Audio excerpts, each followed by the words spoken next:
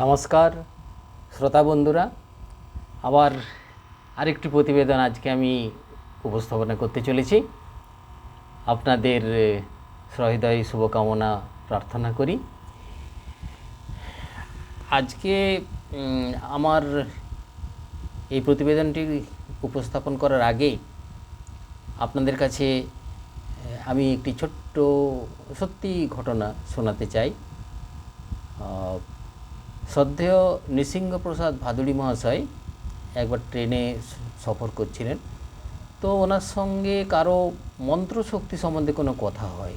তো ওনার সহযাত্রী বলেছিলেন যে এইসব কোনো মূল্য নেই, মন্ত্রশক্তি মন্ত্রের কোনো মূল্য নেই, কতগুলো সংস্কৃতে কেউ লিখে গেছেন, সেই বিশ্বাসে মানুষ চলছে, এইটুকু।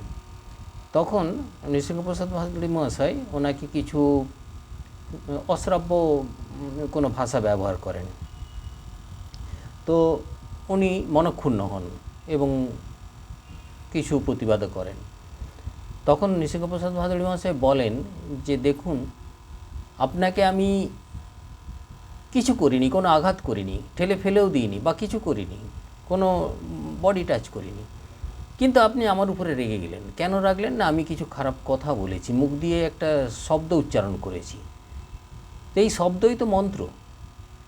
আপনাকে আমি এমন একটা কথা বলেছি যেটাতে আপনার শরীরে মনে আপনার উপরে একটা এফেক্ট হয়েছে। মন্ত্রটাও তাই, মন্ত্র পড়লে ঈশ্বরের উপরেও এরকম একটা এফেক্ট হয়। সেটাই হলো মন্ত্র। মন্ত্রের শক্তি আছে, যেমন এই কথাটার শক্তি আছে, মানুষের মুখ দিয়ে যে শব্দটা বের হয় সেটার একটা শক্তি আছে, সেটারই নাম মন্ত্রশক্তি। আজকে আমার গল্পের নামও মন্ত্রশক্তি। এই গল্পটির লেখক কিন্তু প্রমথ চৌধুরী। প্রমথ চৌধুরীর নাম আপনারা অনেকেই শুনেছেন, কাজেই সেটা সম্বন্ধে আমি বেশি কিছু বলছি না, আমি গল্প শুরু করছি। মন্ত্রশক্তিতে তোমরা বিশ্বাস করো না, কারণ আজকাল কেউ করে না, কিন্তু আমি করি। এ বিশ্বাস আমার জন্মেছে শাস্ত্র পড়ে নয়, মন্ত্রের শক্তি চোখে দেখে। চোখে কি দেখেছি বলছি। দাঁড়িয়েছিলাম চণ্ডীমণ্ডপের বারান্দায়। 10-12 লেঠেল জমায়েত হয়েছিল পূব দিকে, ভোগের দালানের ভগ্নাবশেষের সম্মুখে। পশ্চিমে শিবের মন্দির, যার পাশে বেলগাছে একটি ব্রহ্মদৈত্য বাস করতেন, যার সাক্ষাৎ বাড়ির দাসী চাকরানীরা কখনো কখনো রাত দুপুরে পেতেন। ধোঁয়ার মতো যার ধড়, কুয়াশার মতো যার জটা। আর দক্ষিণে পুজোর আঙিনা, যে আঙিনায় লক্ষ্য বলি হয়েছিল বলে একটি কবন্দ জন্মেছিল। একে কেউ দেখেননি, কিন্তু সকলেই ভয় করতেন। লেঠেলদের খেলা দেখবার জন্য লোক জুটেছিল কম নয়। মনিরুদ্দি সর্দার তার সৈন্য সামন্ত কে কোথায় দাঁড়াবে তারই ব্যবস্থা করছিল। কি চেহারা তার! গৌরবর্ণ, মাথায় 6 ফুটের উপর লম্বা পাকা দাড়ি, গোঁফ ছাটা। সে ছিল ওদিকের সব সেরা লকড়িওয়ালা। এমন সময়ে নায়েববাবু আমাকে কানে কানে বললেন, ঈশ্বর পাটনিকে এক হাত খেলা দেখাতে হুকুম করুন না। ঈশ্বর লেঠেল নয়, কিন্তু শুনেছি সে নাকি লাঠি, লকড়ি ও সড়কি হাতে নিলে কোনো লেঠেলই ওর সম্মুখে দাঁড়াতে পারে না। আপনি হুকুম করলে ও না বলতে পারবে না, কারণ ও আপনাদের বিশেষ অনুগত প্রজা। এরপর নায়েববাবু ঈশ্বরকে ডাকলেন। ভিড়ের ভিতর থেকে একটি লম্বা ছিপছিপে লোক বেরিয়ে এলো। তার শরীরে আছে শুধু হাড় আর মাঁস, চর্বি এক বিন্দুও নেই। রং তার কালো, অথচ দেখতে সুপুরুষ। আমি তাকে বললুম, আজ তোমাকে এক হাত খেলা দেখাতে হবে। লোকটা অতি ধীরভাবে উত্তর করলে, হুজুর, লেঠেলি আমার জাত ব্যবসা নয়।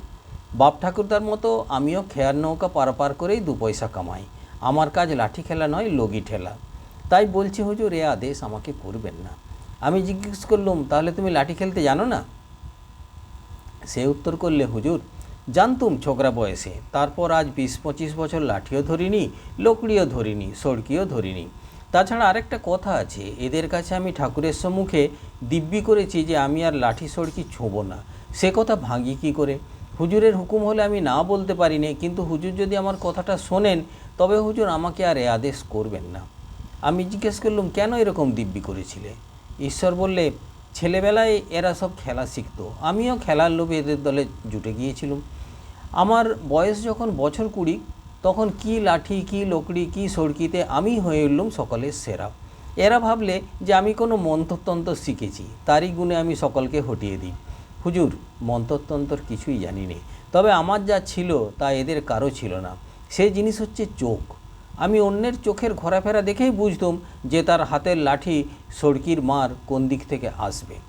কিন্তু আমার চোখ দেখে এরা কিছুই বুঝতে পারতো না, আর শুধু মার খেত। শেষটায় এরা সকলে মিলে যুক্তি করলে যে আমাকে কালীবাড়ি নিয়ে গিয়ে হাড় কাটে ফেলে বলি দেবে। তারপর একদিন এরা রাত দুপুরে আমার বাড়ি চড়াও হয়ে আমাকে বিছানা থেকে তুলে আষ্টে পিষ্টে বেঁধে কালীবাড়ি নিয়ে গিয়ে হাড় কাটে ফেলে আমাকে বলি দেবার উদ্যোগ করলে। খাঁড়া ছিল ওই গুলিখোর মিছু সর্দারের হাতে। আমি প্রাণ ভয়ে অনেক কান্নাকাটি করবার পর এরা বললে, তুমি ঠাকুরের সম্মুখে দিব্যি করো যে আর কখনো লাঠি ছোবে না, তাহলে তোমাকে ছেড়ে দেব। হুজুর, নিজের প্রাণ বাঁচাবার জন্যে এই দিব্যি করেছি, আর তারপর থেকে একদিনও লাঠি সড়কি ছুঁইনি। কথা সত্যি কি মিথ্যে ওই গুলিখোর মিছুকে জিজ্ঞেস করলেই টের পাবেন। মিছু আমাদের বাড়ির লেঠেলের সর্দার। আমি তাকে জিজ্ঞেস করলুম ঈশ্বরের কথা সত্যি না মিথ্যে। সে হাঁ না কিছুই উত্তর করলে না।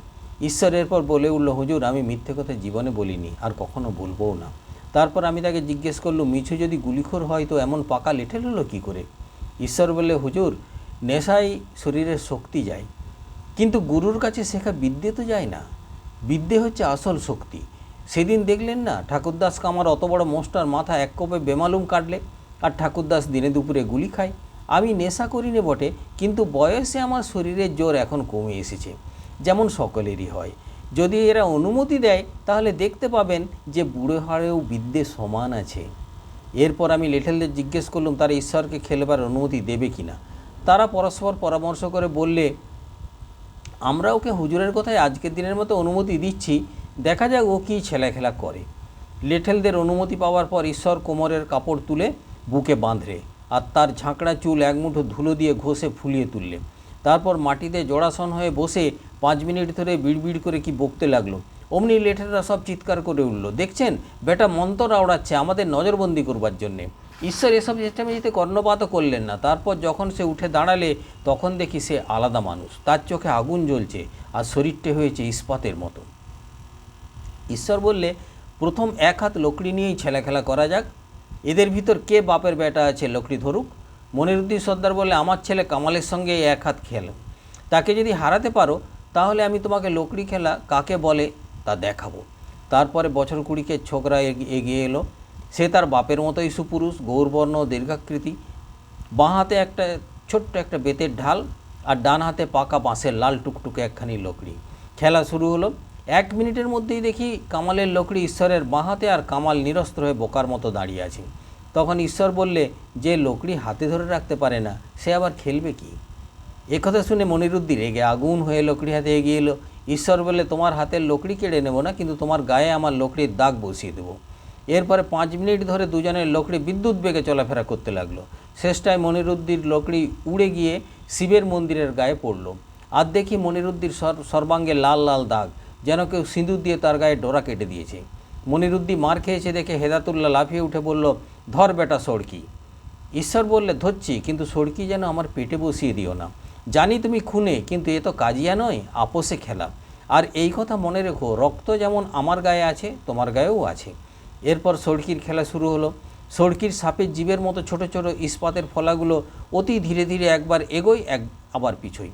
এই খেলা দেখতে গা কীরকম করে, কারণ সড়কির ফলা তো সাপের জীব নয়, দাঁত। সে যাই হোক, হেদাতুল্লাহ হঠাৎ বাপরে বলে চিৎকার করে উঠল। তখন তাকিয়ে দেখি তার কবজি থেকে ফিনকি দিয়ে রক্ত ছুটছে, আর তার সড়কিখানি রয়েছে মাটিতে পড়ে। ঈশ্বর বললে, হুজুর, নিজের প্রাণ বাঁচাবার জন্য ওর কবজি জখম করেছি, নইলে ও আমার পেটের নাড়ি ভুড়ি বার করে দিত। আমি যদি সড়কি ওর হাত থেকে খসিয়ে না দিতুম তাহলে তা আমার পেটে ঠিক ঢুকে যেত। এ খেলায় আইন কানুন ও বেটা মানে না। ও চায় হয় জখম করতে, নয় খুন করতে। হেদাতুল্লাহর রক্ত দেখে লেঠেলদের মাথায় খুন চড়ে গেল, আর সমস্বরে মার বেটাকে বলে চিৎকার করে তারা বড় বড় লাঠি নিয়ে ঈশ্বরকে আক্রমণ করলে। ঈশ্বর একখানা বড় লাঠি দু হাতে ধরে আত্মরক্ষা করতে লাগলো। তখন আমিও নায়েববাবু দুজনে গিয়ে লেঠেলদের থামাতে চেষ্টা করলাম। হুজুরের হুকুমে তারা সব তাদের রাগ সামলে নিলে। তাছাড়া লাঠির ঘায়ে অনেকেই কাবু হয়েছিল, কারো মাথা ফেটে গিয়েছিল। শুধু ঈশ্বর এদের মধ্যে থেকে অক্ষত শরীরে বেরিয়ে এসে আমাকে বললে, আমি শুধু এদের মার ঠেকিয়েছি, কাউকেও একঘা মারিনি। ওদের গায়ে মাথায় যে দাগ দেখছেন সেসব ওদেরই লাঠির দাগ। এলোমেলো লাঠি চালাতে গিয়ে এর লাঠি ওর মাথায় গিয়ে পড়েছে, ওর লাঠি এর মাথায়।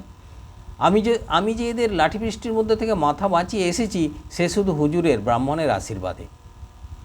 মিছু সর্দার বললে, হুজুর, আগেই বলেছিলুম ও বেটা জাদু জানে। এখন দেখলেন তো আমাদের কথা ঠিক, মন্ত্রের সঙ্গে কে লড়তে পারবে? ঈশ্বর হাত জোড় করে বললে, হুজুর আমি মন্ত্রতন্ত্র কিছুই জানি নে, তবে সড়কি লাঠি ধর্মমাত্র আমার শরীরে কি যেন ভর করে। শক্তি আমার কিছুই নেই, যিনি আমার দেহে ভর করেন সব শক্তি তারই। আমি বুঝলুম লেঠেলদের কথা ঠিক, ঈশ্বরের গায়ে যিনি ভর করেন তারই নাম মন্ত্রশক্তি অর্থাৎ দেবতা। শুধু লাঠি খেলাতে নয়, পৃথিবীর সব খেলাতেই, যথা সাহিত্যের খেলাতে, পলিটিক্সের খেলাতে তিনিই দিগ্বিজয়ী হন, যার শরীরে এই দৈব শক্তি ভর করে। এ শক্তি যে কি, যার শরীরে তা নেই তারা জানেন না, আর যাদের শরীরে আছে তারাও জানেন না। নমস্কার।